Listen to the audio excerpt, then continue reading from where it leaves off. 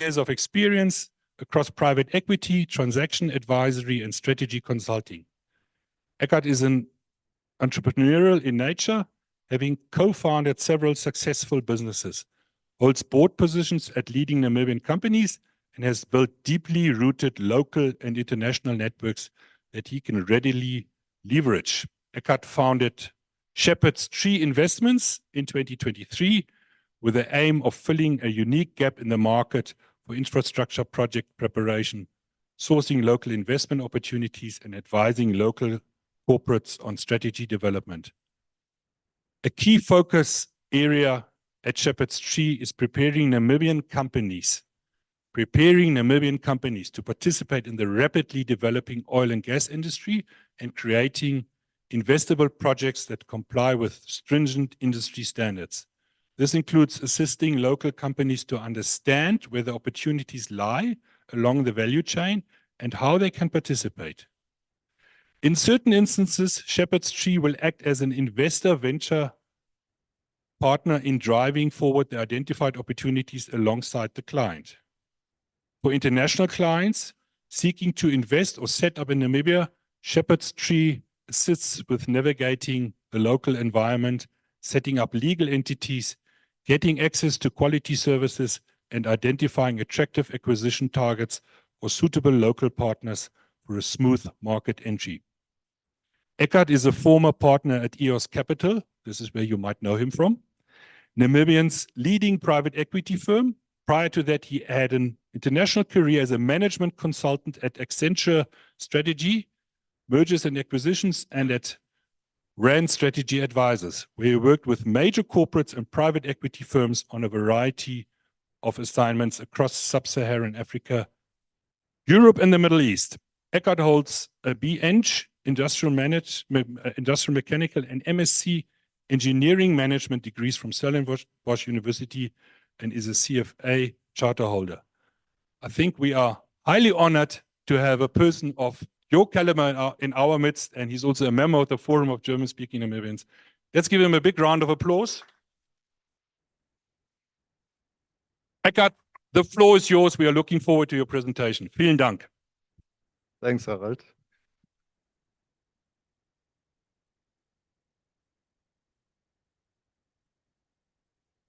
Yeah, good morning. Thanks for the marketing slot. That was more than I expected.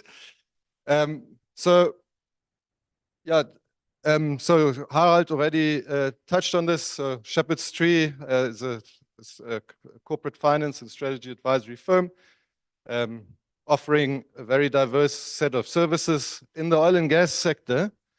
We're looking to connect the dots between sources of capital or investors, local companies that are aspiring to participate in the oil and gas sector, international players who are seeking to enter the Namibian market and partner with local companies and projects. Okay, so there's no shortage of good ideas, but there is a big shortage of bankable projects. And that's where we're coming in. And because this is a German-speaking forum, we have a German quote here. Die Grenzen meiner Sprache sind die Grenzen meiner Welt, von Ludwig von Wittgenstein. The boundaries of my language are the boundaries of my world. So we are looking to break down these language barriers between those dots. Okay, so looking at the Namibian oil and gas industry, I think we found ourselves in a very favorable time, and it's experiencing significant tailwinds. So as you might be aware, so COP is a energy transition conference held annually. This year, the conversation was a lot around energy security, diversifying reliance away from or not over relying on certain sources, and you know, as a sort of sub result of that, I think the realization came that oil and gas is actually here to stay with us for a little while longer. And that then has sparked fears of under-exploration. So there hasn't been a lot of exploration over the last 10 years. And now international oil companies are scrambling to make up that loss. At the same time, we've got sanctioned reserves with Russia, and potentially Iran following soon. We've got burgeoning African energy demand. So Africa is expected to increase its demand for refined products by 33% by 2050. And at the same time, African leaders are saying, well, you know, why are we not allowed to use our own resources to meet that demand? There's increasingly loud voices saying, well, you know, maybe we need to think a bit differently about the energy transition, and not lose that opportunity that we have to transition out of poverty, just as the European and developed counterparts have done. There's unrest in strategic trade corridors. We'll get into that a little bit later. We've got very good grades of oil, so I'll speak a little bit about that. Ever since the exploration drive has been reignited, there hasn't been a lot of success globally, but it is different in our waters, where we're finding elephant fields. So we'll talk a little bit about that. And at the same time, international oil companies are enjoying very attractive local fiscal terms. So it is very attractive for them to look at this. There are, of course, some headwinds as well. So there's lots of policy uncertainty around the local content policy, etc. And some of the policies Harald has mentioned. The fiscal terms might also change in the next round of licensing. So that's another big source of concern. There's insufficient support infrastructure in place, which leads to extremely high exploration cost. Okay, so maybe just a little bit on the delayed path to net zero. So S&P, which is a global research firm, they predict in their base case scenario 58% fossil fuels in the energy mix by 2050. Okay, and even in the best case scenario, when we're transitioning to renewable energies completely, that is 20%. Okay, and as inflation is really a big cause for concern, and energy security has moved the debate a bit further up the Maslow pyramid, and away from decarbonization, which may or may not be right, but I think this is probably what we can expect. So oil and gas will be around for the foreseeable future. Now, looking at frontier plays, so as we mentioned earlier, there hasn't been a lot of exploration recently. So there was an oil price crash in 2014. Ever since, very low rates of exploration have happened, and now people are trying to make up for that with frontier plays, which is high value and high volume plays. And you can see here in terms of fiscal terms, it's really a bit foggy here, but the green is probably the best or the most attractive fiscal terms, and that is Namibia. Okay, so that's why a lot of the international oil companies are piling in here. Then in terms of oil grades, you might have heard light sweet grades or sour grades and so on. So what it really means is it's the API gravity and the sulfur content, and in layman's terms, light oil is really light, so it looks almost like a Hansa draft, and the heavy oil is dark oil. Okay, so that means that has a few implications in the refining process. So the light oils are much more suited to producing diesel and gasoline, which are the attractive products, and the heavy grades are more suited for naphtha and all those bituminous substances. Okay. So, and then in terms of the sulfur content, sweet oil has a low sulfur content. So if you hear Maggie Shino talking about we have green oil, which sounds a bit odd, that's probably what she means. Okay, so the less the sulfur content, the easier to refine the oil and the more environmentally friendly, because there's less sulfur that you need to take care of, which is a very hazardous substance. All right, and Africa is becoming known for having light sweet grades, which is very attractive oil grades. And now we're finding ourselves in a time where the light grades, light medium sweet grades are rapidly depleting. So oil fields are depletable. Yeah, it's almost like a mining. It's at some time, in some point, a field will be depleted, and from 2035 on, the light sweet grades will be depleted. And Namibia happens to have huge finds of light sweet oil coming on stream by 2030. So that's why this is another huge demand factor that we can enjoy here.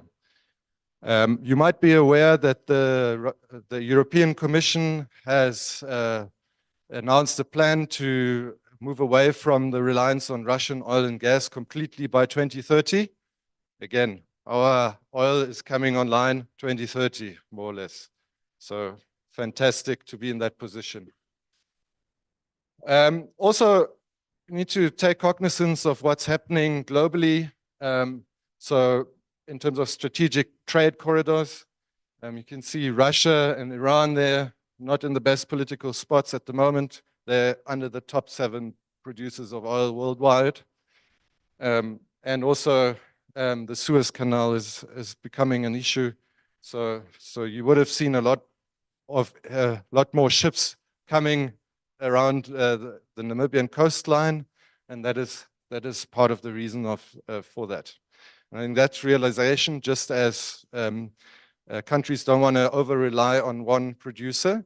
The strategic trade route around the west coast of Africa is going to become increasingly important.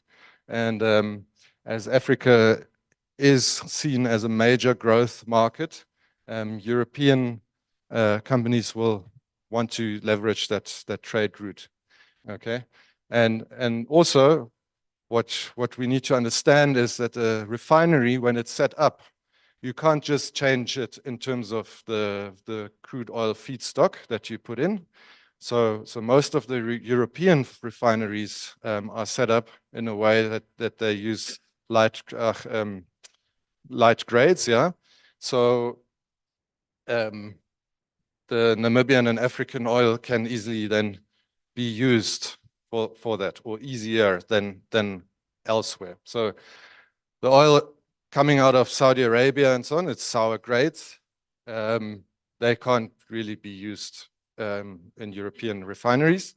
And as Europe is decarbonizing, and Africa's demand in terms of refined products is increasing, they will want they will scramble to find takeoff markets, and Namibia could then be used as sort of an entry point to serve markets as we're politically stable, etc., etc. Right. So those are some of the global things that are playing very much in our favor. So let's dive into understanding how big it really is what we have here. Okay. So at the recent oil and gas conference, the International Oil and Gas Conference, Rayset Energy presented this chart. They said they forecast that by 2035, Namibia will be the 8th largest producer of oil in the world. Okay, so in the world.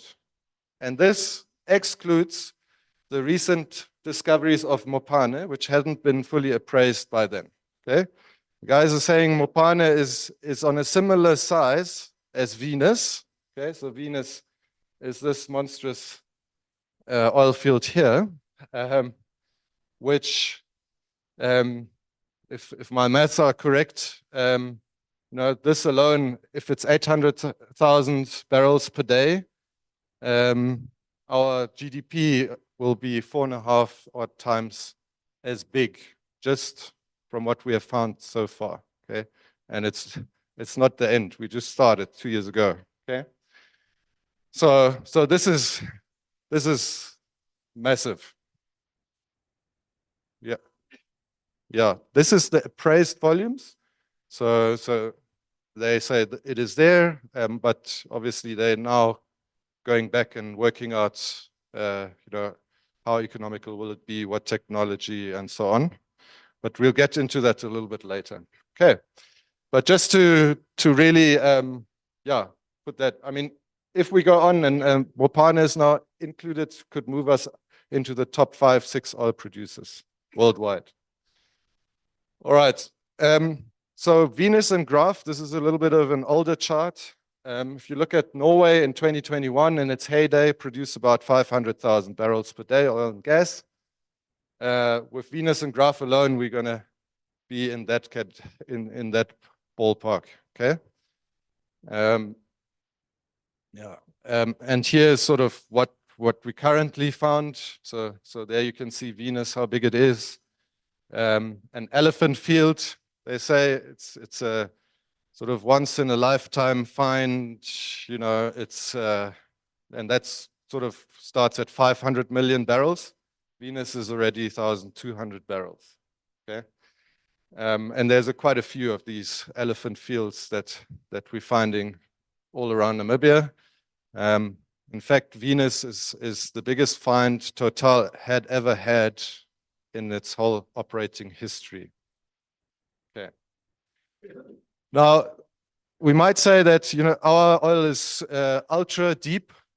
So Venus, I think, is in the 3,500 meter depth. So it is only possible with today's technology, and then it goes down another 3,000 meters. So it's pretty 6 kilometers deep that they are operating. And that costs a lot of money. But as we spoke earlier, we have very attractive grades of oil that are light sweet grades that are in high demand, that people are prepared to pay more for. So if we now look at the Brent crude price as a reference point, and here is the production volumes. Okay, so we expect to, by 2030 to be on 90 million barrels per day worldwide. All of these will still be profitable. Okay, so Namibia's break-even point is about $20 per barrel. So it would be very nicely profitable, even in the low case, which is about low price scenario, about $64 per barrel. We will still be very attractive. So in fact, we're coming in just after the Middle East, Libya, Algeria. So we're here with Angola. So even as decarbonization starts to take effect, and the oil price might get under pressure, I think we will still be some of the first oil that gets bought. I think it got stuck now. Ja. Mach mal nächste.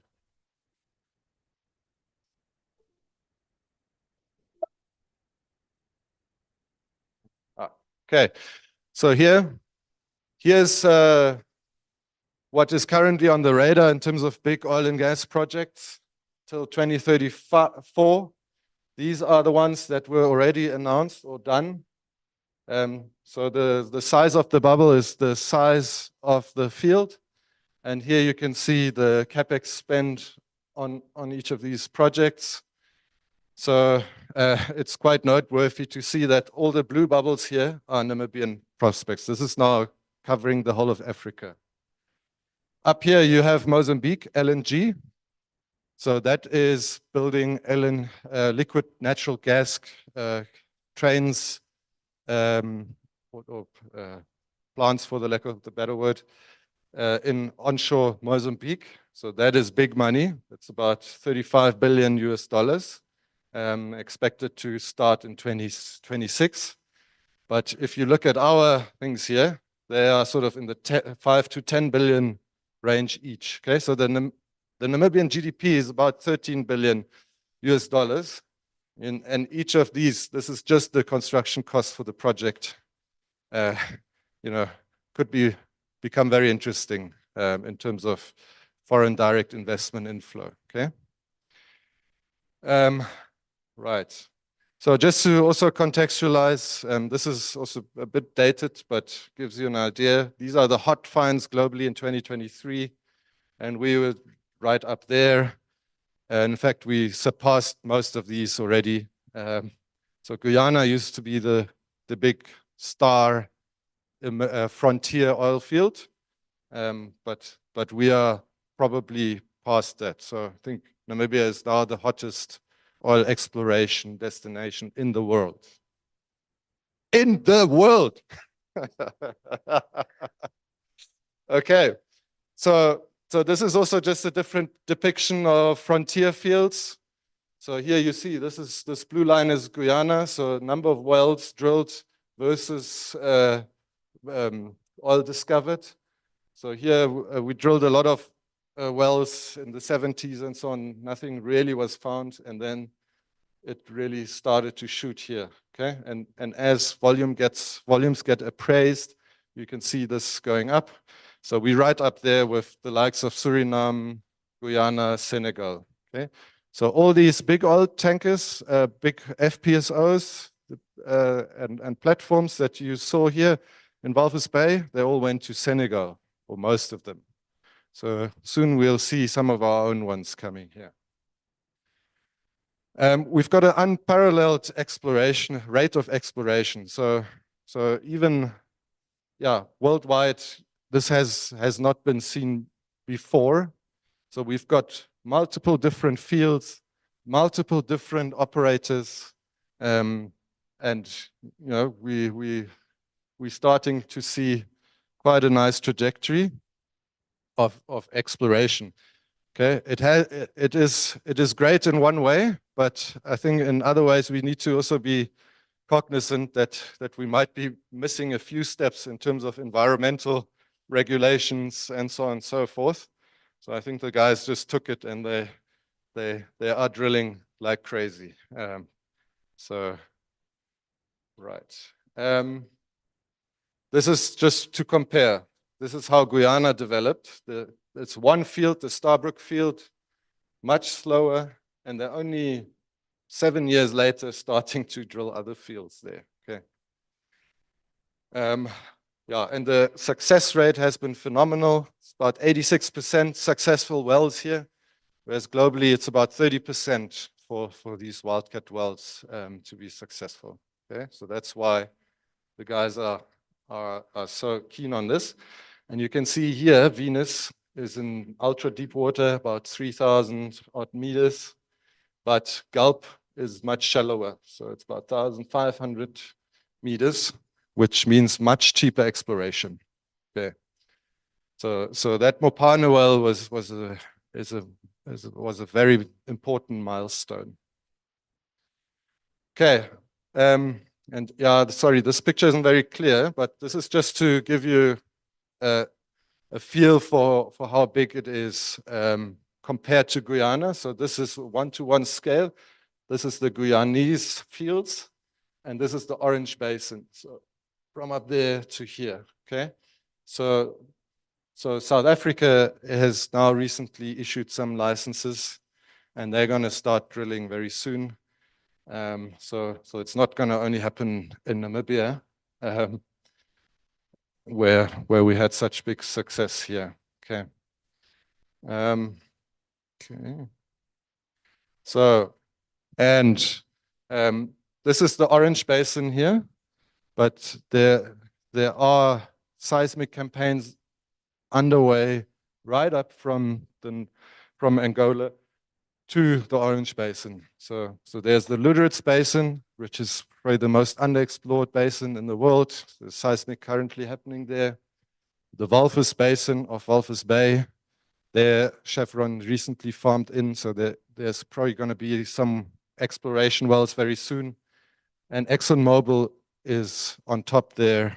They're currently drilling in Angola, so they're going to do 2 wells up there, which might be a field opener or there. So they acquired all the acreage there in the Namib Basin. And furthermore, we have 230,000 square kilometers worth of licensed offshore acreage. Okay? And you can see the pink ones are still being added. So that compares to Norway's 100,000 square meters. So it's fairly big, and we're just getting started. There's a star geologist called Marcio Mello. He was the one that drilled the Wingard well in the 80s, I think, 70s, 80s. He says the Namibian shoreline is one interconnected oil and gas system that holds up to 100 billion barrels. So that would put us, right up there, probably top couple of oil reserves in the world. It's also not just happening offshore. Recon is going to start drilling in June. So there's a lot of environmental concerns and so on, but other than Recon, there's here above the Toshav pad, there's new seismic campaigns underway. So you're probably going to see some onshore developments as well. And also not too far away in Zimbabwe, there's been huge finds as well. Okay, so yeah, all in all, lots of stuff happening. So then the question is sort of, so what? What does it mean for us Namibians?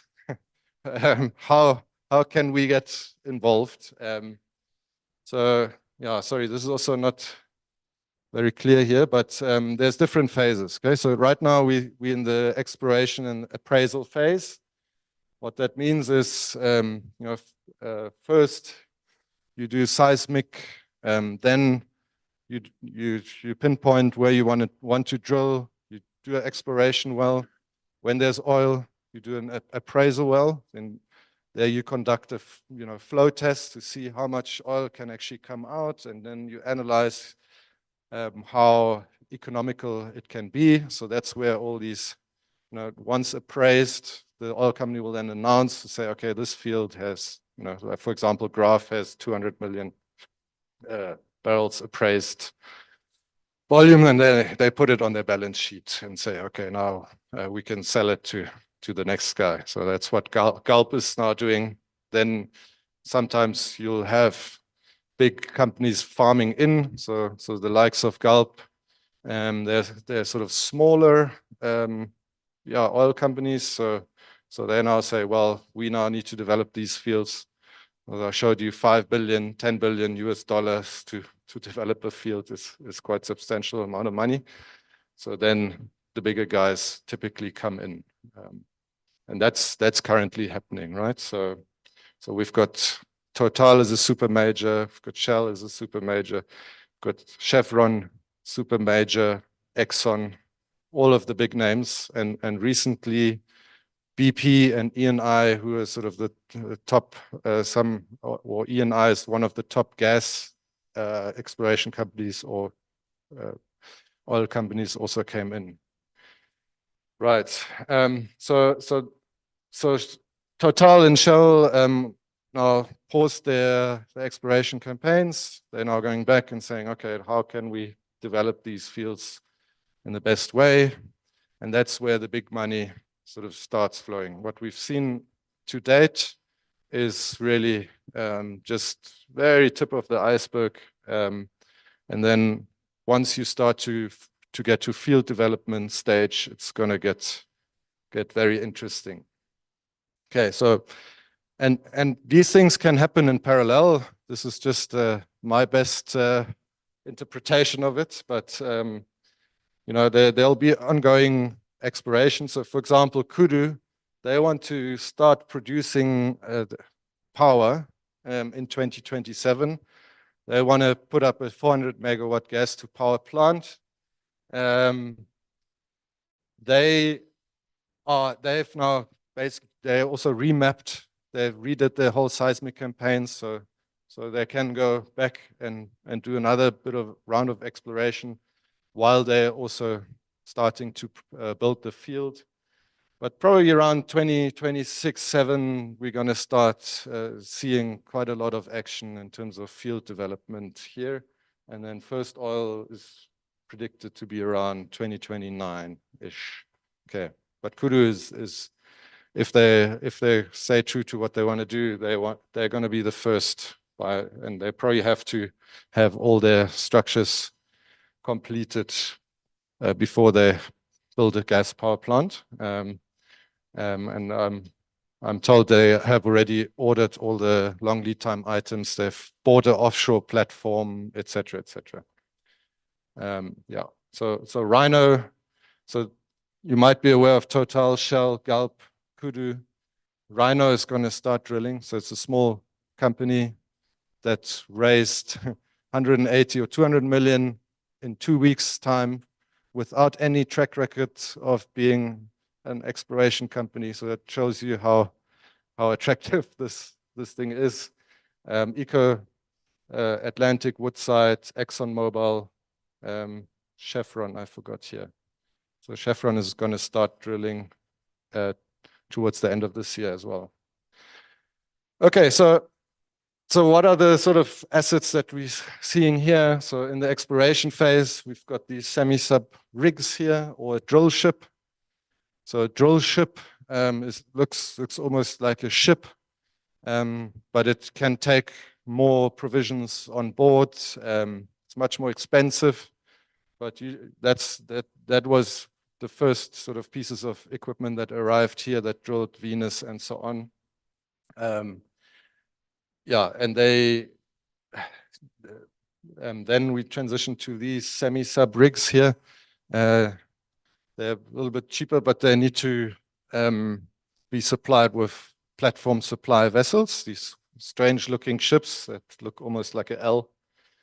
They need to go backwards and forwards to all the rigs. And then construction, you'll see a little bit of a different platform or drill ship with cranes on and so on that can then build the production wells. And there's a whole load of subsea infrastructure that will then start to be built. So you can see here there's, you know, in one system you can have up to 90 wells connected through risers to a floating FPSO, floating storage, production and offloading facility. Because it's such deep water, you're going to have a FPSO that is dynamically positioned and floating above the oil fields there. Okay, so what is crucial to understand is, you know, how much these things cost. So this one here is probably going to cost $2.5 million per day. These guys probably around 800,000+ per day, and these at the minimum $250,000 per day. So you want to keep them very productive, and that's just the main concept that you need to understand. So in terms of safety standards, in terms of quality standards, these guys are not going to sacrifice any of that. So if you want to participate in this industry, having anything remotely touching these very expensive assets, you need to comply with very strict standards. Each of them have different standards. So these guys currently are on a Norwegian standard, which is called DNV. So it's for a bit of a level up to ISO. So that's the kind of stuff that we as local companies need to realize and prepare for if we want to participate in supplying services. Now, it's very unlikely that we will own our own seismic vessels and drill ships and so on. Those are very specialist industries, and probably will always be done by foreign companies. But the less specialist services, you know, here there's special welding needed, transports and so on. That is sort of, you know, over time we can build the capability to provide these services locally. But we probably need to start thinking about, you know, what do we need to have in place to be able to participate in these things. And then there's sort of non-specialist skills, you know, catering. There's a small bakery in Walvis Bay that has quadrupled its income just by supplying products to the ship chandlers. Okay, all right. So and there's a whole load of these. Okay, and we've done quite a lot of work to unpack all of this. So what does it mean during this phase of the development? You know, what does it mean for hotels? What does it mean for waste management? What does it mean for, you know, whatever, warehousing? How much space is needed, when, by whom, in what format? We spoke earlier that the exploration is very expensive. You might have read that there's mud plants being set up now in Walvis Bay currently. Total and the likes are going as far as the DRC to do a mud run. So in the mud you need it's a drilling fluid basically, for lack of a better word. But also you need a quick turnaround time for these platform service vessels. They need to take on board fuel, fresh water, food, and offload waste and so on. And we have very limited space and berths for that at this time. Okay, but this will then evolve into something like this. I mean, Guyana also started, but remember they started much slower than we did, so we're a bit behind on this. So you need special dockings, berths and so on for these PSVs, and a whole lot of specialist services. Yeah, so I think I'm probably already over my time, so I think I'll pause here for some questions and answers.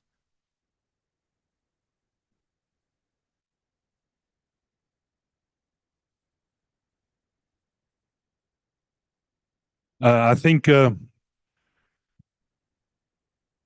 I'm overwhelmed with all the mind-blowing facts that Ekkehard has displayed here. But first of all, I'd like to thank you to stick within the time.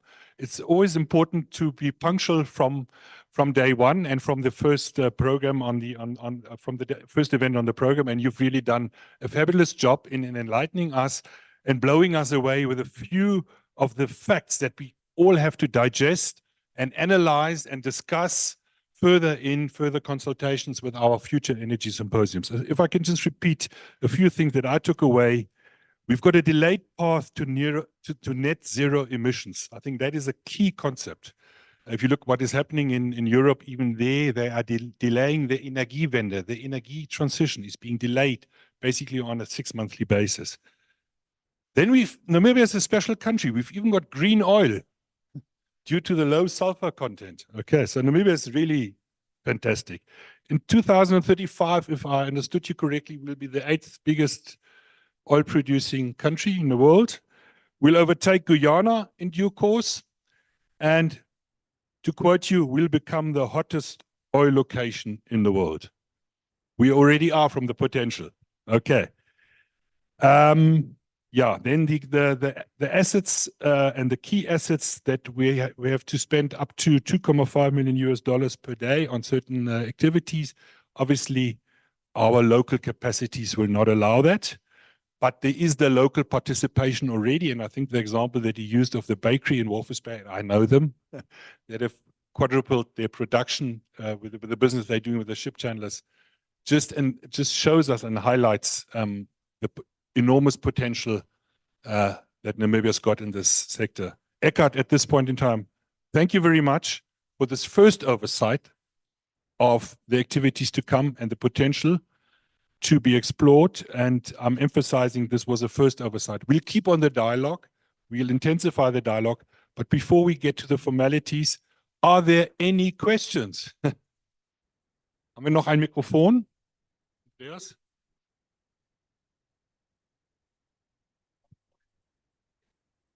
Okay, can I quickly answer that? He touched quickly on gas. We also invited Mr. Klaus Endresen, who is the Managing Director, CEO of BW Kudu for years. He's been based in Namibia for the last 30 years. Unfortunately, he couldn't make it. So we will have a detailed talk on gas going forward. And we couldn't accommodate all the topics today. That was also a challenge on its own. But maybe you've got some additional comments? Maybe just very quickly, gas. So gas is much more costly to develop, as you saw on the big bubble there in Mozambique. But the likes of Eni, they're big, and Qatar Energy, they're already here. They're big gas people. So Kudu is a small gas find, which is already being developed. All the wells, Venus, Graph, all of those have high gas to oil ratios. So what the oil companies usually do is to just re-inject the gas that comes out into the well. But if government is clever and says, we're not going to allow that, we're going to require you to commercially utilize that, what's probably going to happen is that there's going to be centralized sort of gas platforms, and there can be a whole gas industry. So there's big talks around developing a gas hub around Luderitz, Elizabeth Bay, and you can use it then to refine ore, you can produce power for the region, and create a whole new industry. Yeah.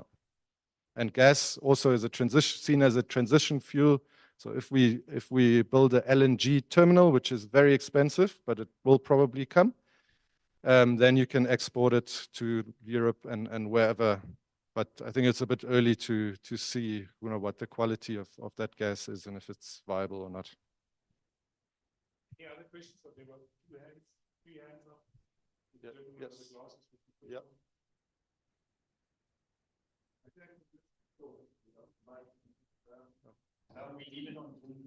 Oh, sorry. Thanks. Just a question. Yeah, it's amazing. Thank you for all this information. Sweet oil, the biggest oil producer in a few years. It's amazing. But I'm just wondering if you have had, if anybody has been quantifying important things that make us attractive. For example, you mentioned that environmentally we are not maybe that jacked up yet, so that there's a bit of a scramble. So there might be gaps there that people enter with damage to us in the future that makes it more attractive to get in here now. Secondly, you also mentioned that our fiscal policies are the best in Africa. It's amazing. I mean, we just started and we're already offering the best deal for people to come and invest here.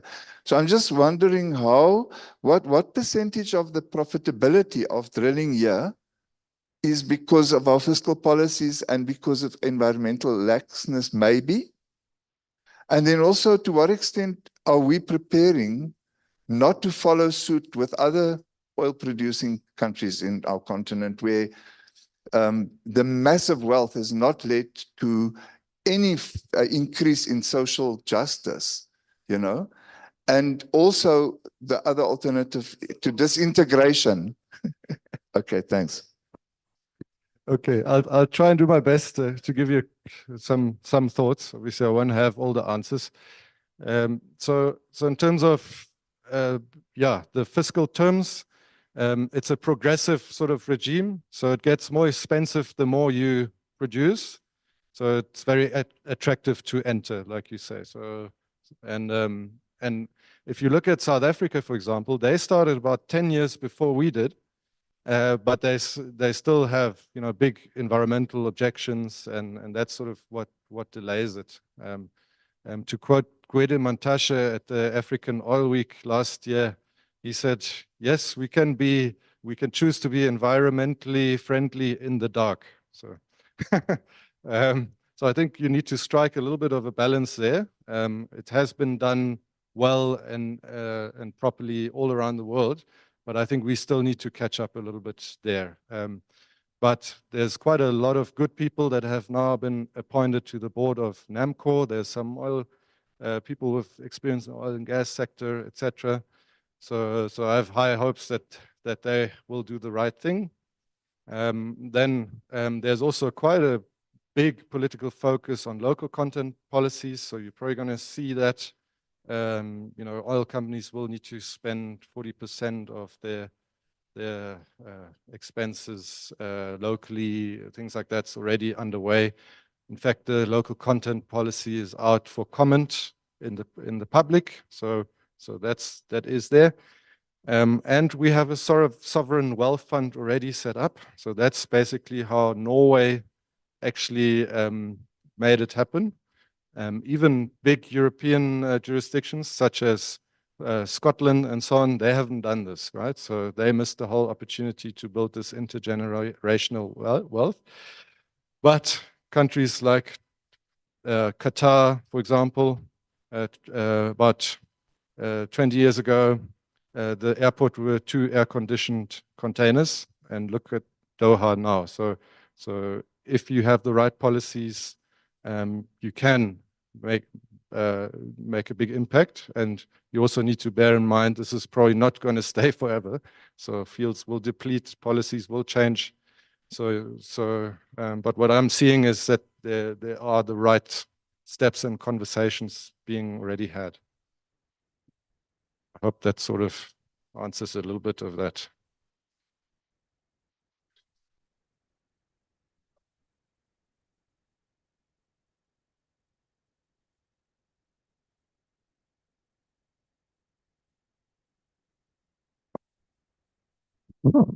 Yes, thank you, Mr. Friedrich. You seem to be the James Newper of the oil age for Namibia. Who verifies the verification of the oil finds? If Gulp says they found 10 billion, who verifies this? And they find it, and a week later they sell it, and the share price is up 25% or something like this. Isn't there a big danger that these are all pump and dump schemes, like it's alleged in the press that Recon does a pump and dump scheme? And since our government is allowing questionable developments to like the head spring or Recon. So how much is our government prepared to go into profitable and beneficial to the country projects? How prepared are they? Yeah, so I think there's a crucial problem that as opposed to James and Newper, I'm not from government.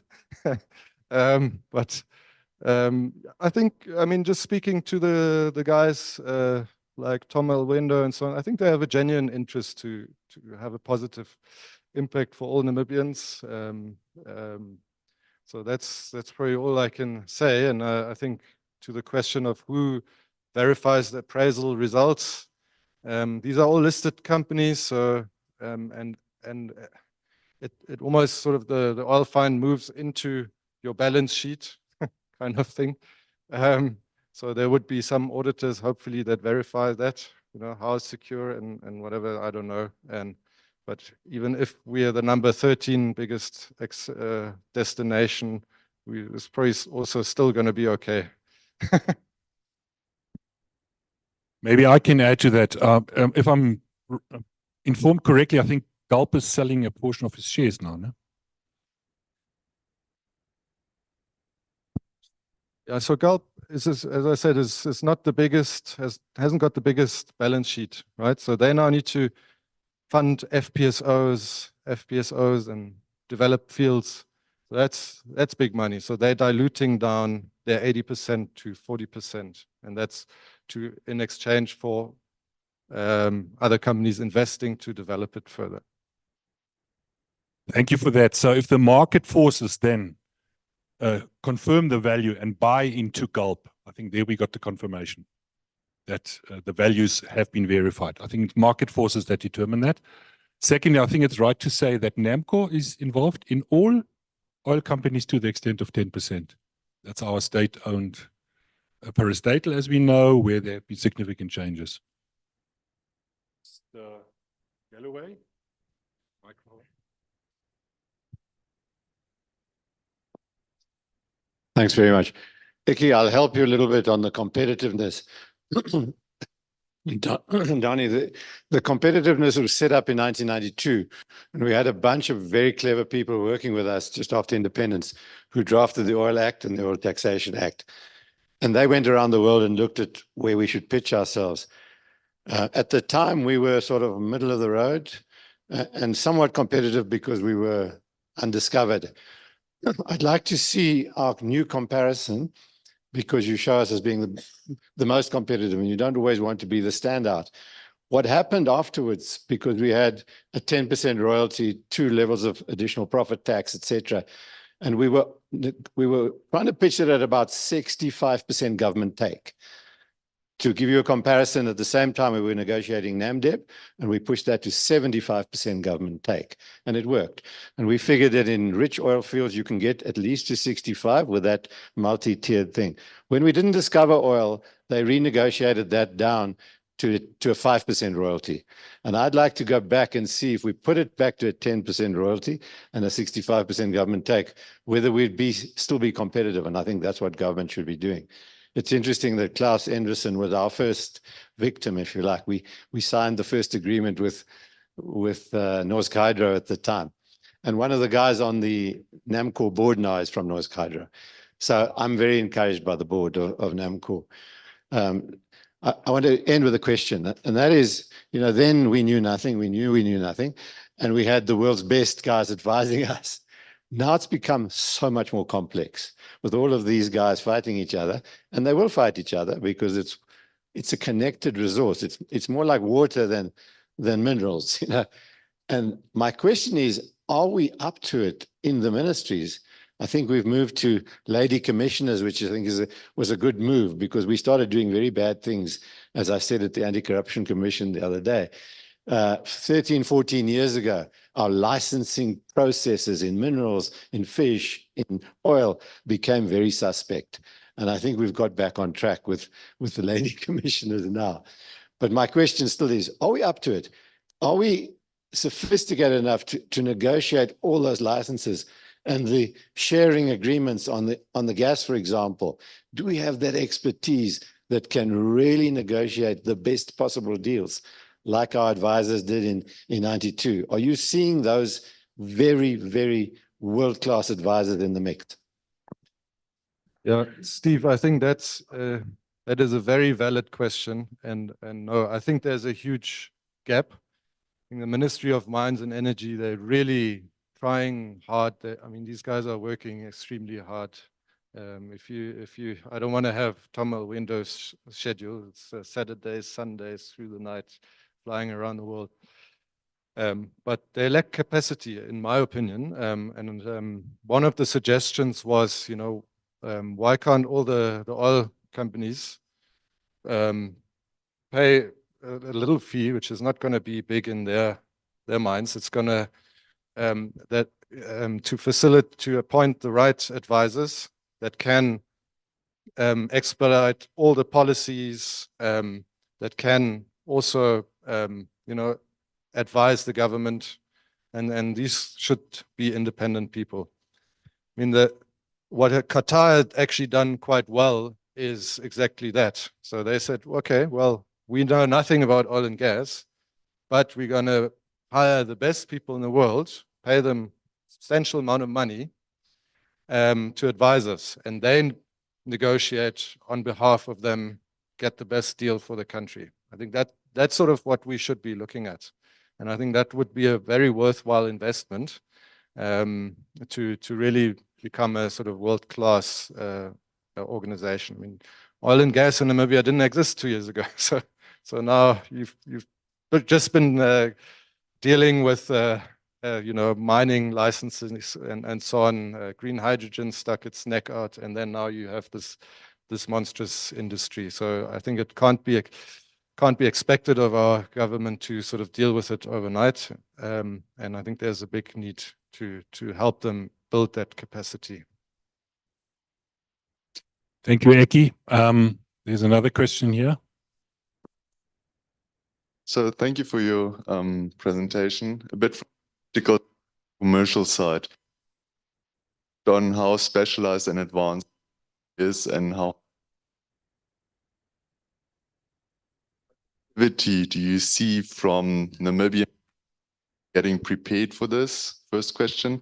And secondly, where do these companies and where they fit in with all these standards now, from the bakery that wouldn't have that high standards to undersea welding?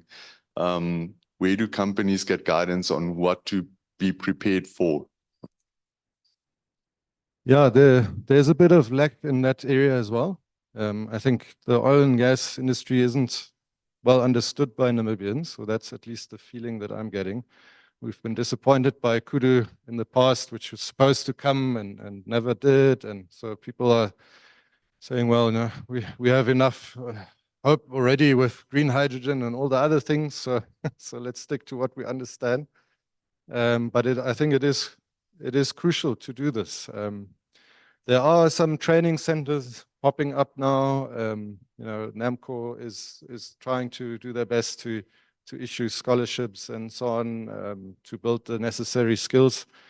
But I think we need to also realize it's not going to happen overnight.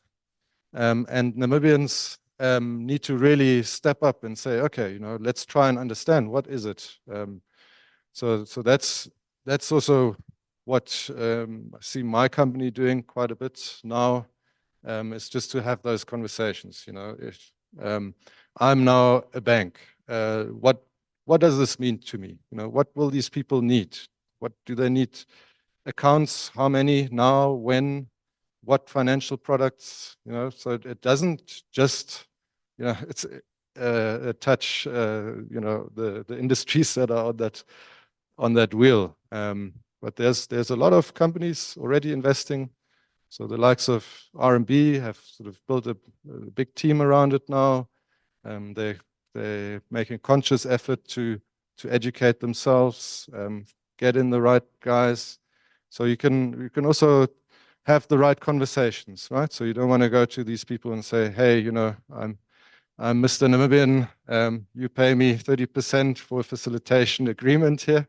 That's probably not what we should be doing, but rather say, well, what do these people really need? What do I need to do? Where can I get the standards? And there are companies here doing those standards implementations already. So I think one last question from Mr. Harry Schneider-Waterberg. We are running a little bit out of time, which is a good thing that so many questions are being asked. Yeah. Thank you. I just want to get back to something that where I come from. I mean, where the environment and all that kind of thing. What I haven't heard, or maybe I missed something, is what actually is happening onshore, not offshore with oil, but onshore, and especially in environmentally very sensitive areas and that kind of thing. And we're looking at tourism, we're looking at that kind of industry, which Namibia is known for. And so as much as this is impressive and overwhelming, I mean, wow, offshore and all the development that's going to come there.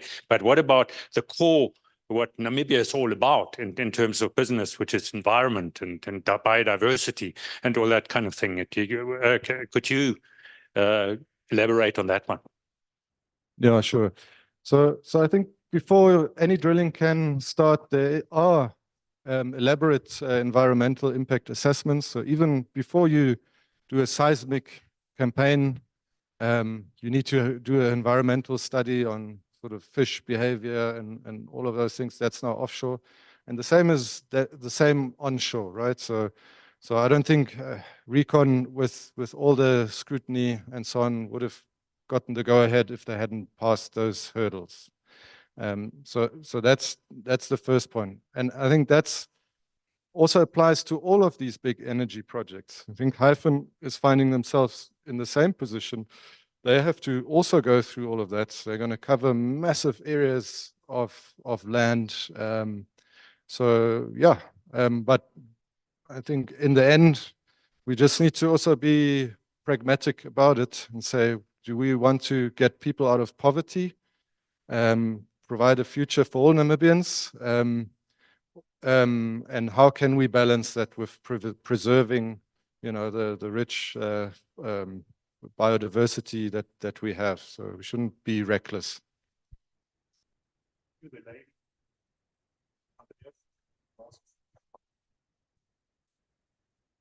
Hello, Nicole from the Namibia Green Hydrogen Program.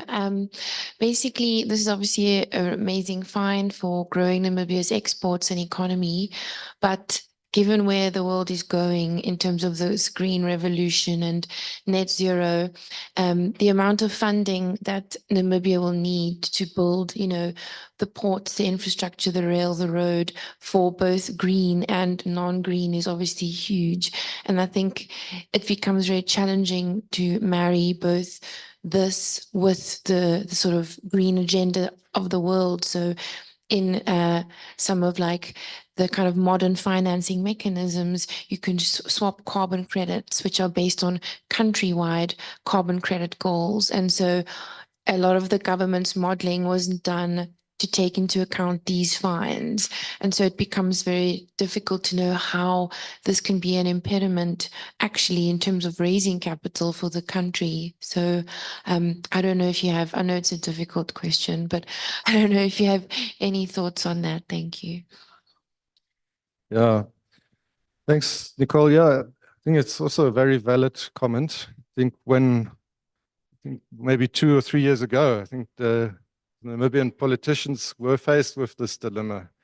Are we going to be green or are we going to be, you know, oil, or can we do both? I think now they have decided they want to do both. And it's, yeah, I think for any project, you need to do the study. For any big capital expenditure, there needs to be an offtake agreement of final product. Okay, so I think for the oil side, I think that is sort of fairly easy. I think for the renewable side, I'm not too familiar with, but yeah, you know, at some point there will need to be big offtake agreements for green hydrogen. Whether that will stand by itself or you need to supplement it with carbon credits to make it work, I'm not too sure. But I think luckily we have Hyphen and so on coming on later. But yeah, it feels a bit strange, right? So we now want to be a green country and an oil producing country.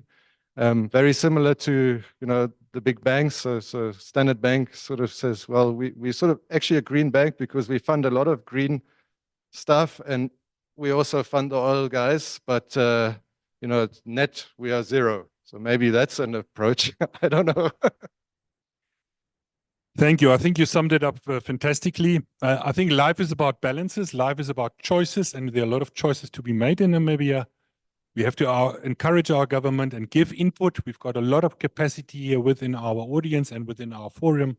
We have to provide the expertise. We need a Stephen Galloway to be part of the negotiation team again. We need a Ekkehard Friedrich to become involved, and he's involved already. So we thank everybody for your inputs. One thing that I want to quickly just confirm is we've opened up a can of worms with this, not can of worms, a can of opportunities. Let's call it that.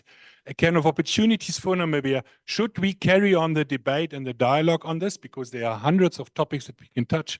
We can invite Maggie Shino, the Petroleum Commissioner, who couldn't make it for today. So we've only got a selected few speakers. We can really carry on with the dialogue and provide the platforms and the communication, because I think it's essential. To sum up, there's a lot of potential for Namibia on the horizon. Let's seize the opportunities. And I would like to hand over at this point in time to Benita and thank Ekkehard Friedrich once again. Du kriegst noch ein Geschenk. Thank you very much, Mr. Friedrich. Yes, of course, we cannot let you go without a small token of appreciation. And some of what you said was really jaw-dropping. And also, of course, there's always an environmental risk involved that I think many of us are aware of. And the material on the environmental policies of Namibia, sponsored and published by the Hans Seidel Foundation. And then there's also a little sweet section for you. I think I'm basically a shareholder at Namib Belgium Chocolates, because not really, but I do support them very heavily. So guten Appetit, and thank you very much. Our next speaker is Mr. Nangolo. Let me just quickly get my glasses to introduce him. So Mr. Iyaloo Nangolo is the managing director of ANIREP Solar. And I'm sure many of you have always wondered what ANIREP stands for. It stands for Alpha Namibia Industries Renewable Power Limited. I'm going to learn that off by heart. Mr. Iyaloo Nangolo was born in exile and spent his formative years in Iringa, Tanzania, where he visited Mkwawa High School. He obtained a Bachelor of Science degree with honors in quantity surveying from the University of Cape Town in the late 90s, and obtained an MBA, also from UCT, from the Graduate School of Business. Never too old to learn, and when artificial intelligence began to surface as a strong factor, he attended a 3-month course at the London Business School in 2023, studying the business of AI. Mr. Nangolo was the first Black Namibian registered as professional quantity surveyor, and he has been with Jordan Oosthuizen Nangolo Quantity Surveyors as a partner since 2000. He's a past board member of the Institute of Namibian Quantity Surveyors. Mr. Nangolo describes himself as a private equity financier and entrepreneur with interests in renewable energy, the reason why we're here today, property development, finance, and tourism. He's managing director and group CEO of this company since March 2018. He's also founding general partner and practitioner of Tuliva Group of Companies, which is an asset management and equity entity. He serves on a pro bono and voluntary basis as technical advisor to the Sam Nujoma Foundation. Always eager to serve, even as a student.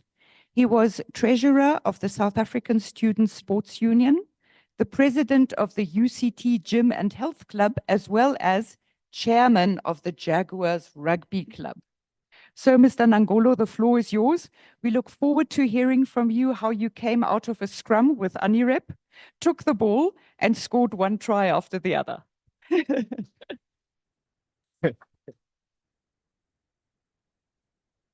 Thank you very much. I appreciate that. Is more of an introduction, humbly. So today I'm going to present something about renewable. That ANIREP Solar is a subsidiary of ANIREP Limited. We listed ANIREP on Namibia Stock Exchange in 2018, and our presentation here. We are tasked to look at solar trends. Thank you. Look at this solar and renewable trends. So we will try to give as much public information as possible, given that we are a listed entity and all our information is public available. So our presentation is going to be on about 12 slides, and these slides, hope I'll be able to. I need some kind of direction on how this thing works. Yeah. Let's try again. Forward. Working. Okay. Yeah, thank you.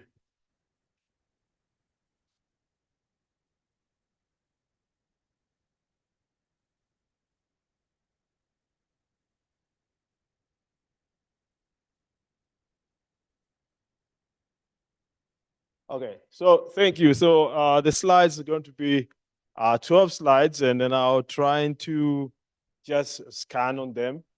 So here we're looking at trends in Namibia with respect to the region, our energy participation. So we have, as a country, serious, call it, challenges with respect to our generations in the country. When we gained independence, Namibia was generating about 42% of its power. Of recently, as 2022, this data came from ECB. It shows that we're actually importing more than 70% of the power.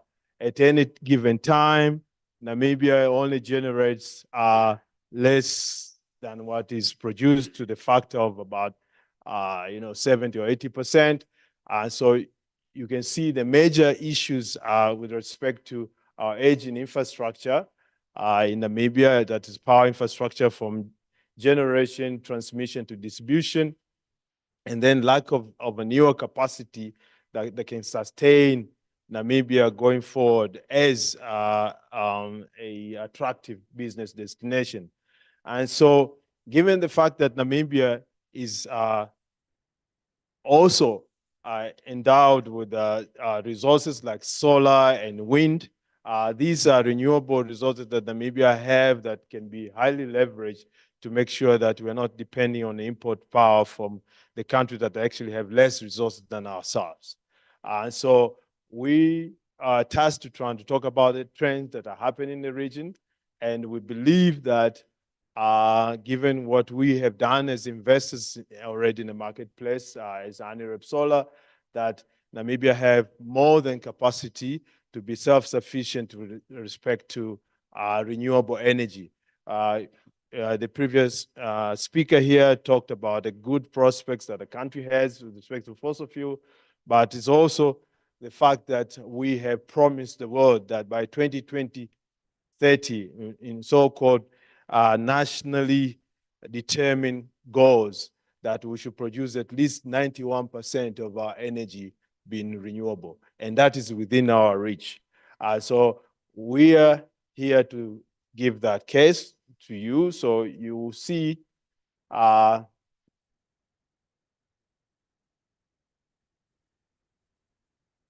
this system is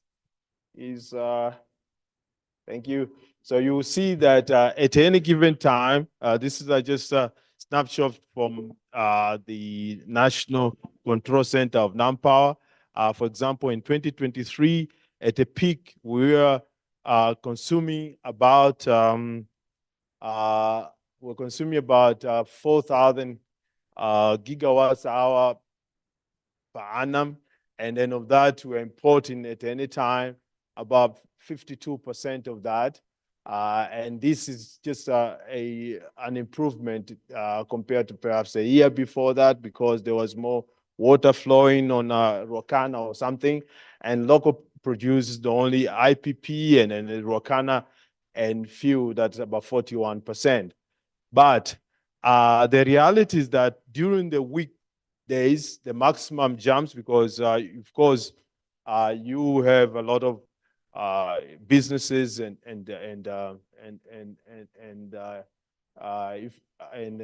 commercial users use during the week, and then the lower limit minimum is about 230,000 in terms of megawatts. So what this tells us that Namibia is able to take advantage of solar during the day, and now there's a capacity also to store and be able to suppress these needs. So going forward, we believe, especially at ANIREP, where we've seen on a plant that we developed, and now we are adding storage capability, that Namibia is able to take advantage of renewables to suppress this need. We see the case going forward.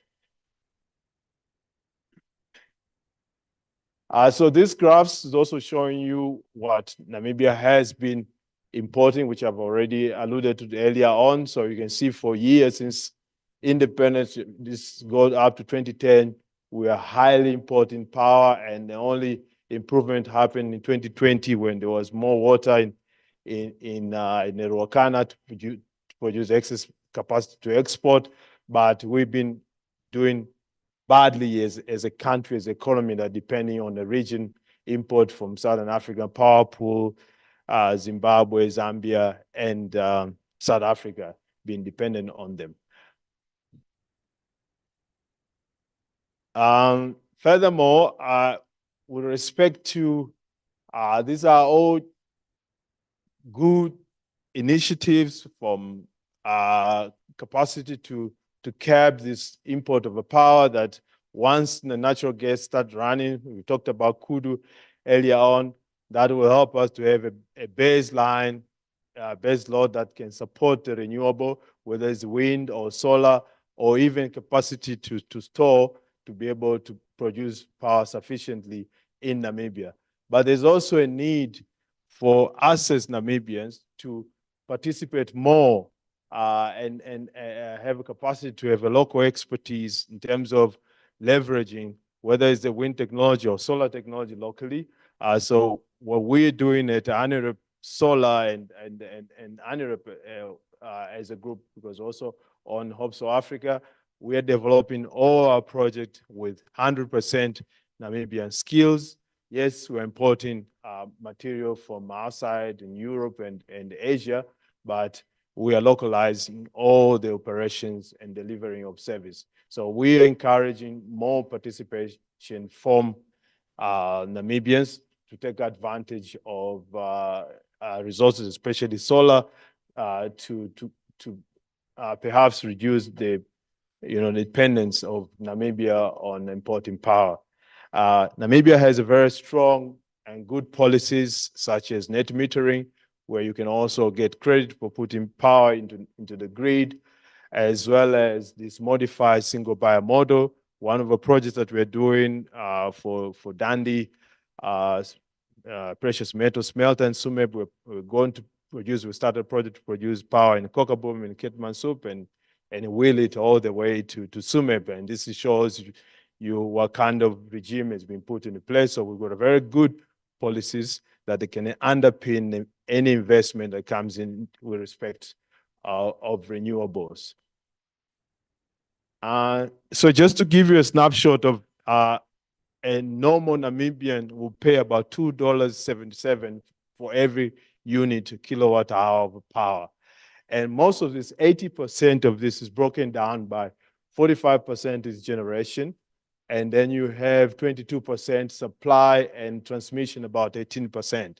So what that means is that if you cut the cost of generation, like solar now, you can get anything up to 40.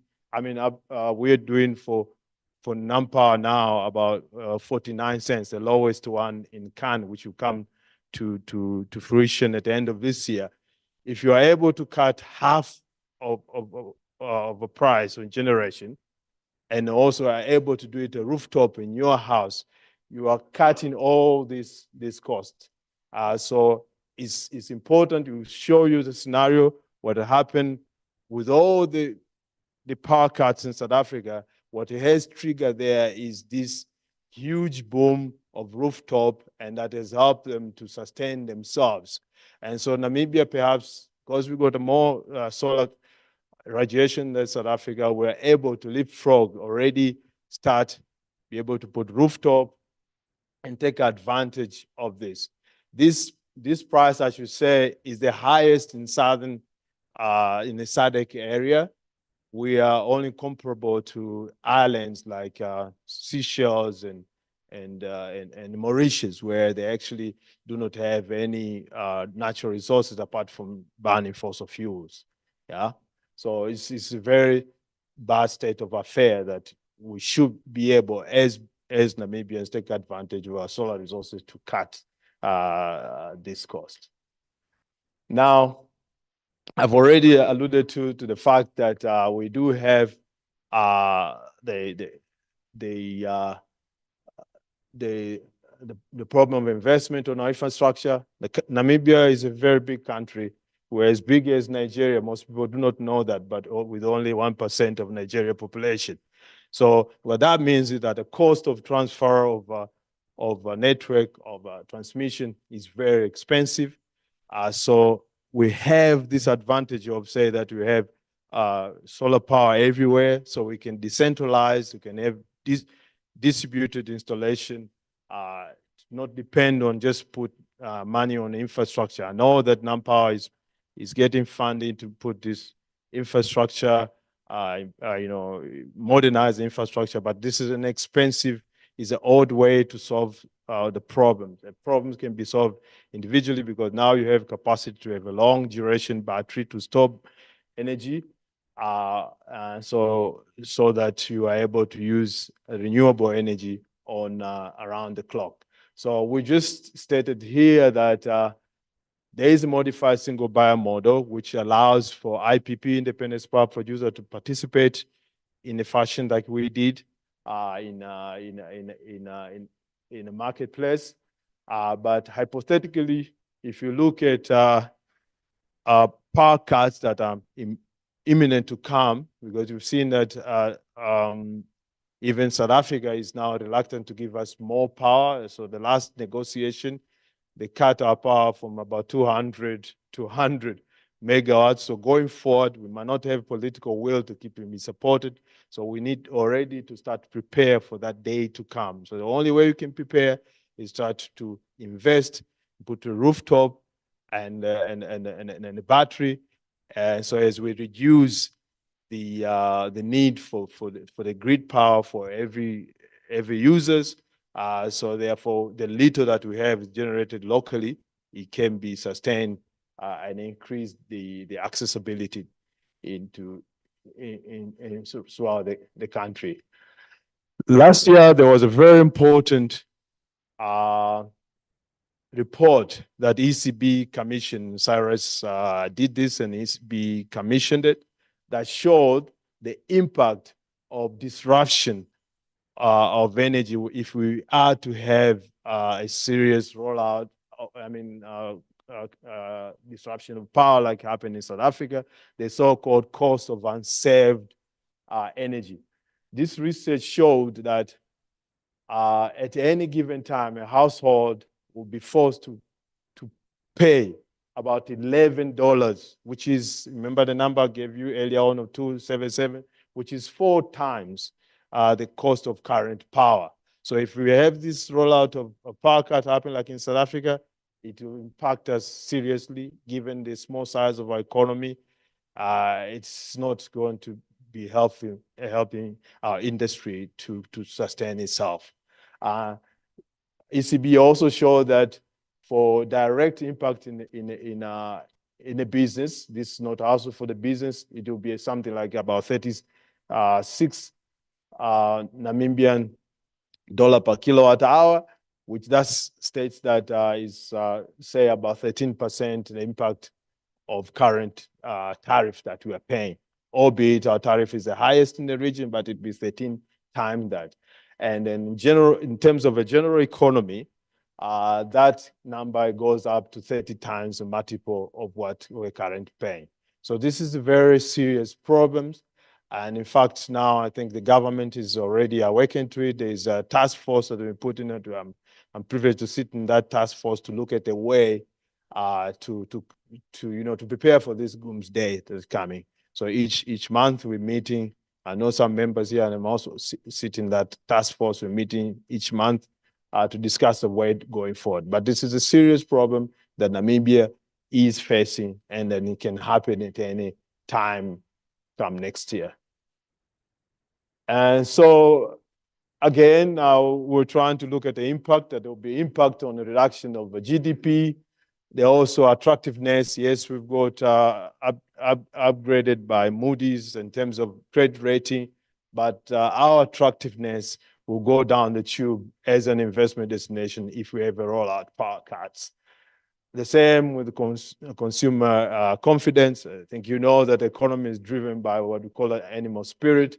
So that confidence will dissipate if at all there'll be, rolling out power cuts in the country. And this is visible in most of African countries where they have, call it, they've institutionalized power cuts. We should dread that day. We should not get there. And then there's also going to be a lot of job losses because now some of the work cannot be done. You have to sit at home, waiting for the power to come. And there will be impact on the bottom line of most of the business in terms of margin reduction. And most of the sectors, they'll be very vulnerable, including mining, agriculture, use a lot of energy, as well as tourism, to name but a few. So this is a serious issue that we need to look at to make sure that we leverage on our natural resources. This is very important. As you can see, the darker the color shows the high DNI and GHR, which is the radiation of a solar in our state. So in Southern Africa alone, we are seated in one of the best locations of solar radiation. Earlier on, I gave you the stats of South Africa just in the past 6 months, there's a retail installation of rooftop of about 1.8 gigawatts that we've installed. That is equivalent of 3 times of Namibia consumption. So what that means is that if the private sector in 6 months' time, they could install that, it shows that they're trying to cure themselves from the power cuts. And we did an estimation at ANREP that just for the city of Windhoek, if we take about just 5% of a household can install the rooftop, that would be something like 12 gigawatts. So 10% is about, 12 megawatts, and 10% is about 25 megawatts. And that's already about 10% of all the consumption of city of Windhoek today. So it's doable, and then it will help us to cure ourselves from impact of reduction of power cuts going forward. So we need to be prepared for that. And if you look at our satellite map, there's not a lot of houses or businesses have done rooftops. And going forward, I think this should be encouraged. So we've just given scenarios that can help us to cure ourselves, but most of the important one is that the financial sector, banks and others, they must look at the innovative way of trying to roll out the rooftop in the country. Because without that, then it becomes individual decision. So we should have packages that allow businesses and homes to integrate their power so as they can, because the law is already there, net metering, so they can take part already in what has been a law of the country. So as we're not caught unprepared when that day comes. And then earlier on, I've already alluded to the fact that, yes, our infrastructure is being upgraded, but that's not sufficient. The best way to do it is to decentralize, so as you can reduce the impact of use of the grid, and then only allow for more penetration to the grid, because in Namibia, only 50% of our population have actually have access to the electricity. So we need to have those of us who can afford to put rooftop, so as you can allow the grid electrification to reach those who need more. But I've also stated that our NDCs, which are nationally determined goals for under Paris Accord, that we say 91% of our power should be renewable by 2030. That can only be achieved if we're seriously rolling out solar and other renewable in our use every day. So we gave this scenario, but most of them, those three I wanted to touch on. The fact that there's already policies in place, which I've alluded to, from modified single buyer model to net metering, can only be called, is encouraging a progressive from the government and administration. But we should anticipate the load shedding, because the power that is coming from South Africa and also Zambia and others is dependable on also their own local users. And at some point, we'll lose being the best customer that's paying. They will say, you know, we'll keep on cutting, reducing, and then we'll come to reckon. I think after saying that, I want to just leave you, this is the last slide, leave you with the fact that the most important is that there are big projects that have been implemented in Namibia. We are participating in some of those. We are now busy building. We did build the Mburu 25 megawatts. Now we're at the Khan, and we also do another 25 megawatts. But the region is busy doing bigger projects, renewable. But there are policy framework, which each country is doing that. And then there's a huge decrease of cost, especially on a solar power per watts. Today is about 10 cents, US cents per watts. That, for those who are following, that is a huge decline that has happened. 15 years ago, this number was sitting something like 50 cents. And now it's declined in a major way. There was only a bump during COVID time, but there's a huge decrease in the renewable, especially now that in America you have this IDR where they've invested big time, and also the administration Biden, they put basically a ceiling on fossil fuel. The government there is buying when the price of oil goes down, they're buying, they fill in their storage and put it back. So basically controlling the price of fossil fuel. So that allows us for renewable to catch up. So the renewable is quite low, and I believe it will stay that because the governments around the world are pushing the price down and investing on it. So Namibia can take part on this and increase access to the population from 50% more and catch up with the rest of the world in terms of use of energy. Thank you, Shane.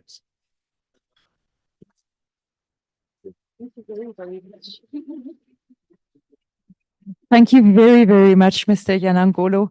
What I took home from your presentation today was mostly don't feel too secure that the lights will still go on tomorrow morning. There was a wake-up call here, I think, that most of us weren't aware of, that we feel too secure in our energy provision in Namibia. And another thing that I took home from your presentation was that you do not see rooftop solar installations as a threat to ANIREP, rather as supplementary and encouraging all of us to follow suit and have our own little power supplies on our rooftops. Thank you very much. And I already have one question, Mr. Konrad Rödern.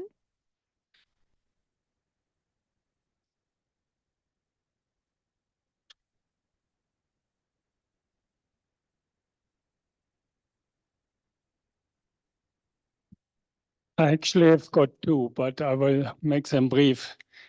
Mr. Nangolo, you pointed out how important it is to be fast now with rolling out.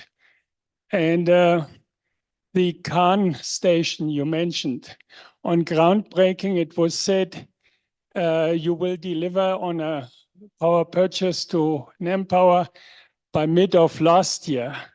And now you say it's only coming at the end of this year.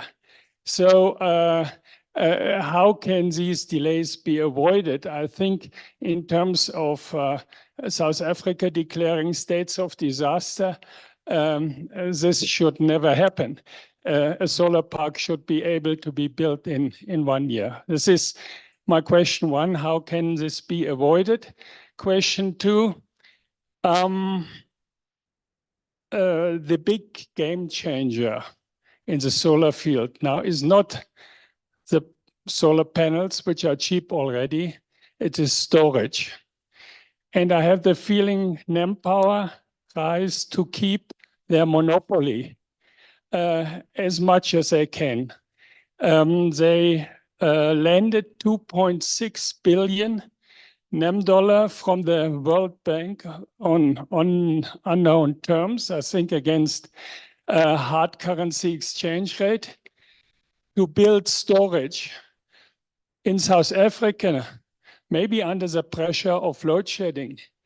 Private companies are building storage with solar parks, like the huge 530 megawatt solar park at Ekkehard, South Africa, Scatec, with 1,140 megawatt hours of storage. So wouldn't you think, and would your company support that every solar park built in Namibia is complemented with storage? And would you also venture into storage? Question 2. Thank you. Okay, thank you very much. I think I'll start with the question 2. We at Anirib Solar, we have already signed a contract with Senored to do a first battery there. I think that we announced in market. We signed in November 2022, and that contract agreement came into effect in March last year. And then 2 weeks ago, we did sign a contract with our contractor, Hope South Africa, to build that. So we will have expansion of Chuarongo with 6 megawatts, 3 of which will be used to fire up the battery, and that battery will power shave in the evening. It runs for about 4 hours. So that one we are doing. So what NamPower is doing is trying to put this battery like in a strategic area, like in Umburu. We did tender on that one, but we were not successful. And I know they'll go to Kokaboom and stabilize these points where they're supplying and stuff. So they'll do that, which is the right thing. It's the only way to enable the cyclicality of intermittency of renewables. So it's a good thing. And then I also support the fact that I think NamPower should think hard like we did with Senored. We say that, look, you should add the capacity in terms of storage. But, you know, they have a problem where the first refit project, the prices increase beyond, you know, sustainable. So what we did with Senored, we went to them and tell them that we'll give you more power and battery, but we reduce the rate. And I think everyone else can take cue on that, what we're doing. So NamPower, I think if the minister allows them, they might do that. Or if they are working like we do, maybe they will do it. Now, as Anirib, we also went out and did a green bond, which you guys are you heard about that. So we are also a big believer that storage is the way forward. Whether we'll be able to do and convince Namibia here in NamPower like we did with Senored or outside of the country, we'll do it. Because we've got investors who are pensioners of this world and ourselves. So we are in that game to win. So we're there. With respect to Khan as a project, 2 things. When that contract was signed, it was during COVID, and then tender was done before COVID. So there was pre-COVID parameters were locked in the contract, and NamPower signed that.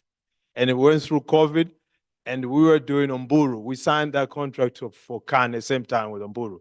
We built Umburu, and then we saw our friends in Khan struggling, and we acquired the company. So when we did acquire, we had to stabilize in terms of looking at how we can, the lowest price in the market, how we can deliver without destructing our value. So 2 things. We did what we call a real option. We delay the acquisition of equipment, you know, banking on the fact that America was investing this big time, that the price would come down. The Chinese were definitely trying to fight against America in terms of equipment, and that was borne out. So then we ended up buying our equipment at the price that we actually wanted. But of course, with that, we had time lost. But the time lost on negotiating on a contract for 25 years, 1 year is insignificant. So that's what happened. So We now have all the equipment on site. We believe it will come to fruition at the end of the year, given the transformer delivery on time, because these transformers get delivered, other thing. But the plant itself will be ready. Yeah. So that's all I can give you. I hope I've answered the question. Thank you very much. There's the next one, Mr. Frank Steffen. I'm of the media, and obviously we're laymen in this sort of thing. But what strikes me is if we look down at Eskom at the moment, you see a differentiation between basically generation, distribution, and transmission. So we keep on hearing on workshops such as these about what NamPower should do and will do, and invariably we find that NamPower has a conflict of interest, if I'm quite honest, because they're not on the same side as you. So you keep on being the small brother of NamPower, which allows you to generate when they feel they're really running short. So if we want to electrify the whole of Namibia, have a supply that covers everybody, surely there must be some change to NamPower as well, where the ECB strictly ensures that there's no conflict of interest. Because even if you look at the ECB and the NamPower as such, so many of the names that we see on the boards clearly are more or less the same people. So how do we get that one right? Because I'm quite sure that this whole thing of yours will get an immense speed the moment that NamPower's interests are handled in the same manner as yours are handled. Do you agree, Mr. Nangolo? Yeah, I think I can only report from our side. We believe that the regulator, ECB, is trying their level best to manage us as IPP, independent power producer and independent player, vis-a-vis the national utility company that is government, therefore our Namibian owned entity. So the regulator, I think, is trying very hard to allow for space, and that's why they came with the so-called modified single buyer model. Before that was single buyer model. It means only NamPower could participate in generation. And they obviously do a great job. I was telling you, from independence, we're 42%. Now we're 20%. I mean, we're 70% importing, from 42. So it's a decline. But power is an expensive affair. It's a huge investment. For example, at Cannes, there's 300+ million. The same with Umburu. So every time you talk about investing in a power, infrastructure, it's a huge investment. So you do need support from ECB and also NamPower to provide, call it a tender. We are tendering, so to provide space for us to participate. As Namibia, we're proud that we have a company that is fully Namibian, a majority Namibian owned and run by Namibians. It's not often this, we're competing with the Scatec of this world, which are Norwegian owned. Yeah? So we're quite proud that we're emerging oil nation and private sector coming in with enterprise like we are. We have goals to be in a region as well. So we're not only competing in Namibia. So if the space becomes big, we'll move to other regions. So we're not constrained to also go to South Africa, although South Africa is quite competitive, I should say.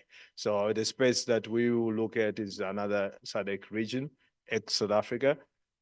But we believe Namibia has actually got more progressive, call it infrastructure in terms of regulation.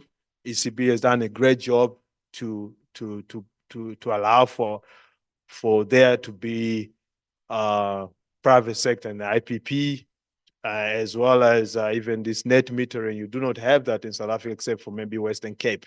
So we're actually doing quite well as a country. We should be proud of ourselves. But yes, there's more to be done. We are pushing the ministry, we're pushing even NamPower themselves. We'll give you examples. Some of the lately released tender, the requirements are so erroneous that not even us who have done 47 megawatts in the Mariento could even participate. They want you to have done 100 megawatts, and that can only be the Scatec of the sort of international guys. So we were also excluded in our own market. So that happened. So we're also complaining, but I think we always do one step at a time, yeah. And we believe that eventually the regulator ECB will hear us and trying to put maybe Nampa in allow space for local to participate in this major project. Yeah. Another question here, Andreas. Mr. Nangolo, you've shared that you are part of the task force to avoid power cuts from next year on. Can you maybe share a bit on insight of that work of that task force and the short-term measures that you have decided on?